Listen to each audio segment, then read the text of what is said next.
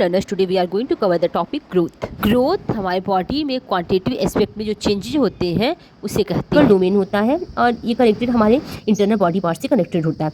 Growth life long process नहीं होता है और ये मैच्योरिटी जब तक हम मैच्योर होते हैं तब तक ही चलता है और ये स्टेबल एट एक पॉइंट ऑफ टाइम पे स्टेबल हो जाता है। And now relationship between growth and development. Development is a broader term which includes learning, maturation and growth. This is the question. The most accurate of the following statement is: first, A, girls mature faster than the boys in physical and mental ways. There is no gender difference in the rate of the maturation of boys and girls. C, the majority of girls mature more rapidly than majority of boys. D, boys mature faster than the girls.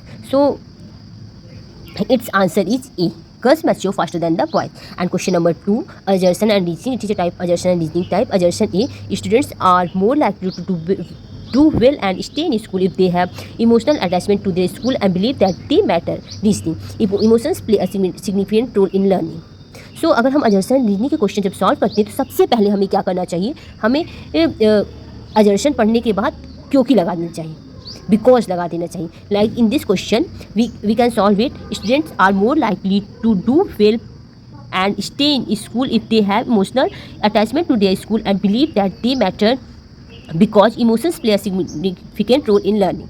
तो इस तरीके से जब हम क्योंकि लगा देते हैं तो हमें पता चल जाता है कि असर्शन भी सही है, रीजनिंग भी सही है। इसमें हमें क्या है, बिकॉज लगा दिए क्योंकि स्टूडेंट्स अपने स्कूल में अच्छे से रहते हैं, क्योंकि उनका इमोशनल अटैचमेंट स्कूल से होता है और उन्हें विश्वास है कि हाँ वो ये मैटर करता है, क्योंकि इसका रीज़न ये दिया गया कि इमोशंस एक इंपॉर्टेंट सिग्निफिकेंट रोल प्ले करता है लर्निंग में। हाँ, तो in this we can say both A and R true and R is the correct explanation of A.